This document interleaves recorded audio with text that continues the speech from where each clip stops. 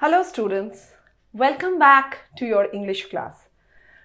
So I hope that you all are fine, safe and staying at home. Today we will move forward with our second unit test syllabus.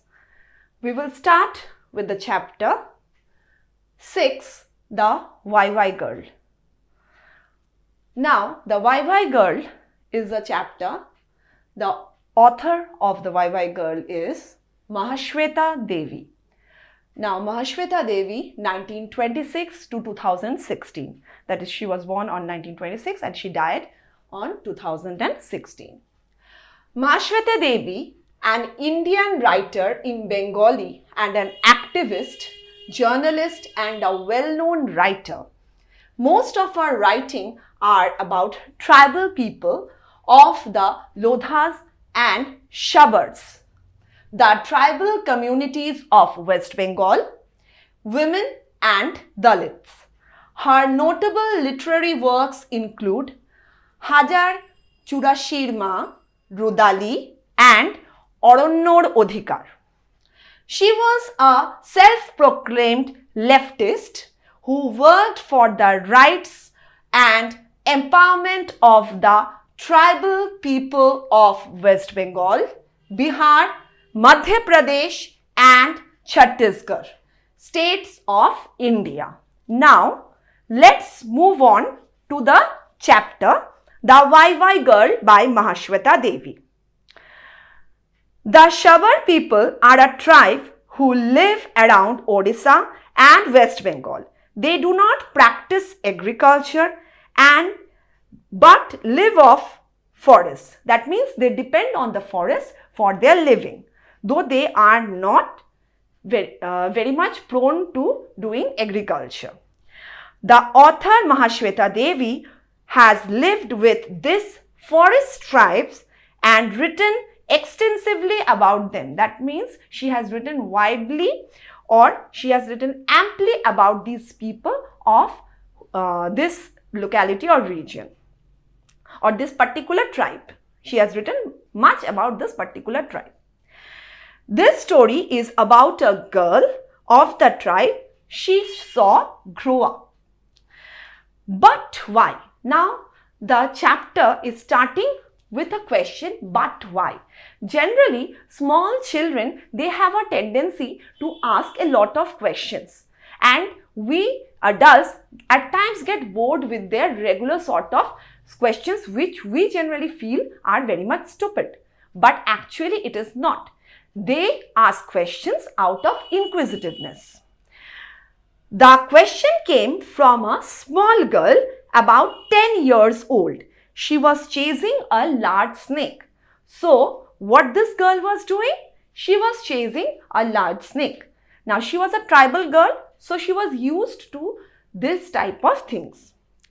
I ran after her. So, the author here ran after her, grabbed her plate. That is, her hair was plaited. So, she grabbed her plate and held her back shouting, "No, Moina, don't." So, the name of the girl here is Moina. So, Moina, don't go after the snake and don't try to catch it. Why shouldn't I? She asked. That is, why will I not? It's not a grass snake or a rat snake. It's a cobra, I replied. So, aren't you afraid of cobras? It is a cobra. It's not a rat snake. So, why you are going after it?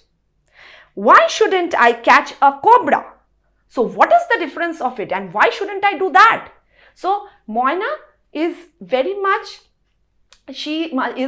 habituated to asking questions, and she asks again some more questions to the author. It's not a grass snake or a rat snake, it's a cobra.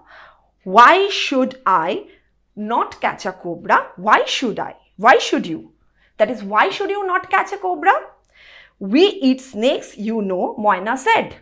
That is, Moina and her tribe, they ate snakes. The head you chop off, the skin you sell, and the meat you cook. So, she was quite habituated with all these things.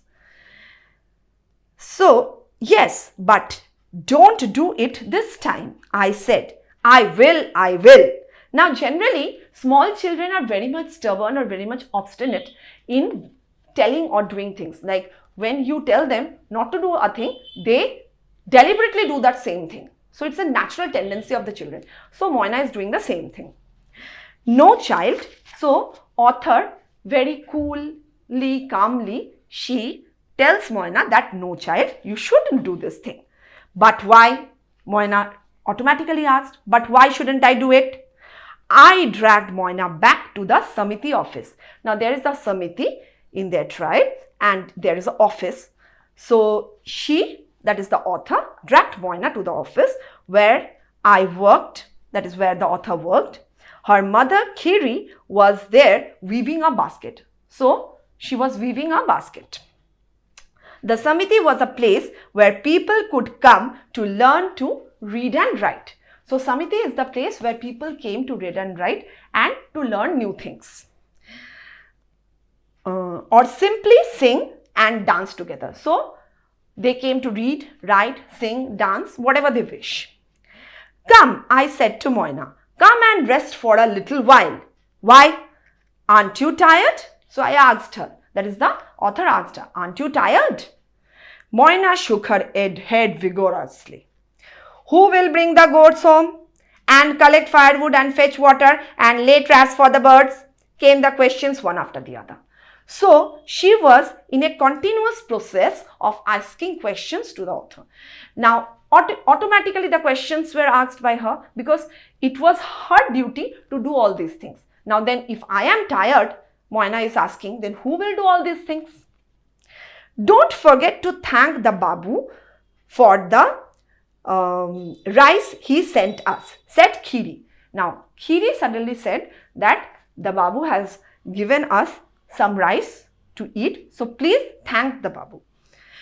Why should I? Said Moina. Don't I sweep the cowshed and do 1,000 jobs for him? That is, I am doing something for him and he is giving me food in return. So why should I thank him? Does he ever thank me? Why should I? That now it is a natural question which a child will ask. That did he ever thank me for the work I have done? So why will I ask? Why will I show my thanks to him? Saying this, Moina ran off. So Moina left the place and ran off. Kiri sighed and shook her head. Never seen a child like this. All she keeps saying is, why? No wonder the postmaster calls her why girl. So, because of the regular continuous questions which Moina asks to various people, so the postmaster has given her a particular name, that is the why girl. That is always she is asking why. So that is the reason. But she is so obstinate, Kiri retorted, just won't give in. That is, she will not give in to anything. She has all logical reasoning to every question, and until and unless she understands a thing, she will not give in to anything. Moina was a Sabar. The Sabars were a poor tribal group and they owned no land, but nobody complained. Only Moina's questions went on and on, because she logically asked certain amount of questions which were quite logical and people at times couldn't answer also. Why do I have to walk so far to the river to fetch water? Why do we live in leaf hut? Why can't we eat rice twice a day? All these were her questions. Moina tended the goats of the village landlords or babus, but she was neither humble nor grateful. She did her job, but she was neither humble nor grateful to anyone. She did her work and came home in the evening. She completed all her work and came home in the evening.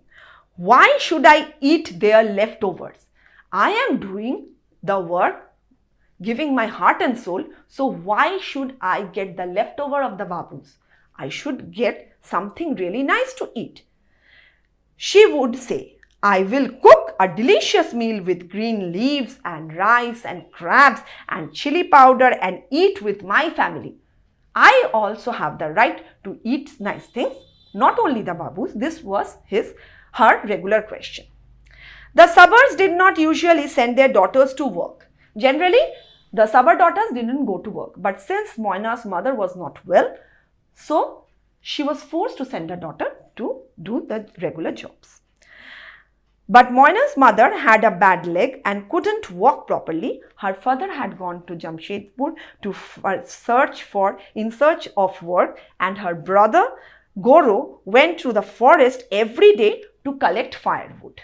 So Moina had to work because everybody else were engaged in one thing or the other. So it was Moina's duty to work as it was assigned to her. That October, I stayed in the village for a month. One morning, Moina declared that she would move in with me. So, one morning, Moina declared that I will move in with Mahashweta. That she will move in with Mahashweta Devi and she will live in her hut. So, up to this, we have come to half of the chapter's explanation. I have explained half of the chapter in detail, and I hope that you have understood each and every line of the chapter. In the next session, we will continue with the other half of the explanation. Stay home, stay safe, students. Go through the chapter and the explanation and understand it. Until then, goodbye.